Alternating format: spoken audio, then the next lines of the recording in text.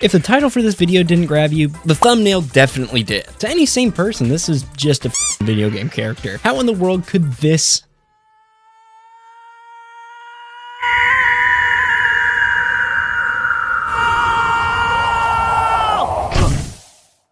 thing save me? Well, first off, you shut your mouth. Actually though, to me and many others, maybe you, who knows, but Sonic is so much more than just a video game character. He's clothes, TV shows, movies, games, toys, collectibles, board games, and drones. Okay, he's not really any of those things, but the only way I could explain Sonic the Hedgehog to someone who probably doesn't know a thing about Sonic is that Sonic is the definition of a free spirit. Here, let's take a listen to his very own theme song from Sonic Adventure. The song opens up with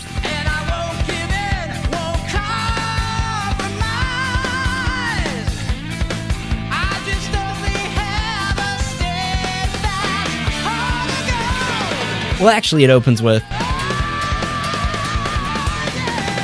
the very first verse of It Doesn't Matter is a reflection of exactly who Sonic is. A carefree, determined, and most importantly, true to himself kind of guy. But before I get too deep into this, let's go way back to when I was just a little poopy head. While I can't exactly pinpoint where my obsession with Sonic truly began, it started all the way back in the beautiful year of 2008. The Dark Knight had just released to theaters. The US housing market crash has come into full effect. But most importantly, Sonic Unleashed just dropped. Now, I was only like, 6 at the time? And to be honest, I was not that guy when it came to playing video games. I was relatively out of the loop when it came to video games and any media of that sort as well. So like any kid with unrestricted internet access in the infancy of current day internet, where YouTube had just kicked off 3 short years ago and Newgrounds was still the place to go for crude and offensive humor, I found myself landing on this website, sonicgames.com. Now, I can't pinpoint if this is exactly where it started, but as far as I can remember, this is where a bulk of my initial core memories were formed. I'd spend hours trying to make the coolest Sonic character in the character designer. I would explore the world of Sonic battle cards, not knowing the full concept would never come to fruition as its creator lost the files sometime during development, and bask in the glory of Final Fantasy Sonic X as I try to find every way to get through the fight with Aeon as fast and as flashy as possible. This was the coolest thing ever to me growing up, and this exact fight has stuck with me ever since. I always waited patiently for the next episode just for it to come 10 years later. I was stunned. All my memories growing up immediately flooded back. I unfortunately fell out of touch with progress of the series until December of 2024, where unfortunately we received the news that Black Devil X, Final Fantasy Sonic's creator, passed away due to a heart attack while on vacation with his family. This made waves online as it rekindled a lot of memories with these games growing up, myself included. Rest in peace, BDX, you truly changed the course of my life. I'm sorry that was somewhat long-winded, but that moment was when I realized how important Sonic had become to me. Every step of my life has somehow been intertwined with this damn hedgehog. Almost every vacation, holiday, and life accomplishment, this guy has always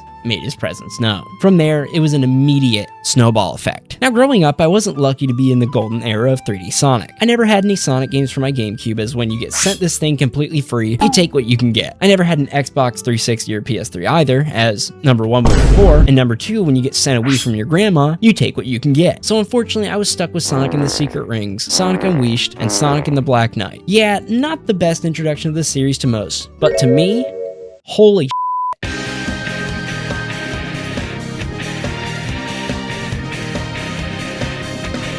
Of course, with the Wii's limited resources, it couldn't push visuals as clear and high definition as the PS3 and Xbox 360, but they made damn sure to absolutely sell the experience just as hard. Each and every game was like tapping into an unknown world. Each stage would plunge Sonic into either a vibrant and colorful overworld, or moody but just as lively nighttime or general darkness. I mean, man, these Wii-era Sonic games were unreal. Every title understood how to deliver visually, aesthetically, and sonically perfectly. And while the gameplay was definitely gameplay, you tend not to notice janks in games when you're younger, as I just took it as a general skill issue, when in fact, I was getting cheese. These games ignited my passion for creativity and my love for music. I'd sit for hours dreaming about how big and expansive these levels were outside of the bounds of what Sonic could explore, while being accompanied with some kick-ass music in the process. But revisiting these titles as an adult, I noticed much more than these aspects as I realized why Sonic saved me. It wasn't the games itself, it wasn't the music, hell, nor was it the lore behind it, but rather an ideology mythology that Sonic follows in all of these games. Now, to say that these games have some of the best characterization of Sonic would be an understatement, but this characterization would stick with me damn near forever, as above all, Sonic's perseverance and determination are truly what got me hooked back onto the series as an adult. I'd fallen out of touch with the series following the release of Sonic Forces as number 1, morale for fans was at an all-time low, and 2, I had just gotten into high school and had too much on my plate to associate with Sonic, and my closest friends at the time bullied me for enjoying the franchise, so thanks guys. But regardless of the facade I put on to quote-unquote fit in, or who I presented myself to be, I'd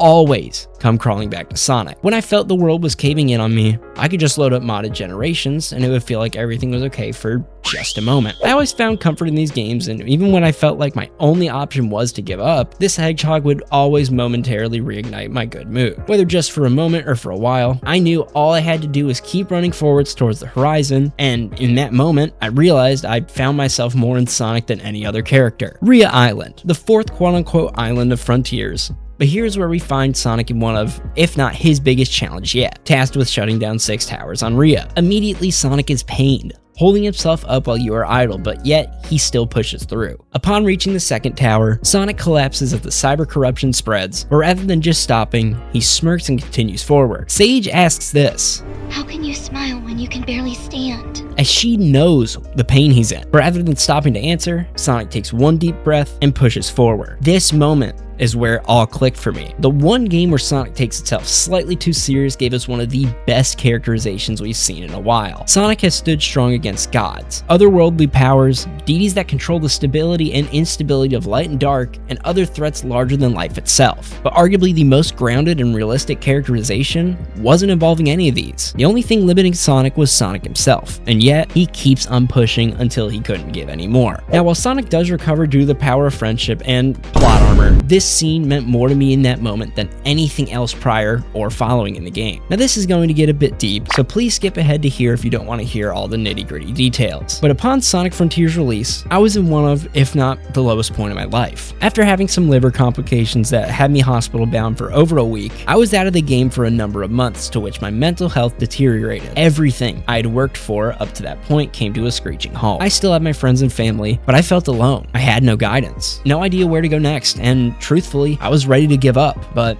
I had to see out Sonic Frontiers. I know this sounds dumb, but trust me, I'm getting somewhere at this. But the moment I finished the first cyberspace level and fell into the first island, I was immediately hooked. Each island felt more packed and thrilling than the last. Every second of gameplay felt perfectly accompanied by the beautiful OST. Each boss felt bigger and more intimidating than the last, and every single moment felt like a huge accumulation of what the game had been building up to that point, up until the very end, where it hit me. This is why I keep going. For moments like this, where everything is out of control and it feels like you have no grasp on reality, Sonic swept in. And while even for a moment, this game taught me to never give up, regardless of how stacked the cards are against you. Sonic isn't just a character, he's a beacon of hope, a non-stop force of determination that keeps us all moving. Whether we're on our last life or only have one ring left, Sonic has taught me and many others to never stop. Even when you're beaten down and have nothing else to fight for, there will always be a hand to lift you back up off your feet. While it might seem odd that this game is the reason I kept moving forward, the game makes sure that you know that Sonic isn't going to stop moving forward either. But even when faced with the possibility of death, Sonic still perseveres. Every world has its end.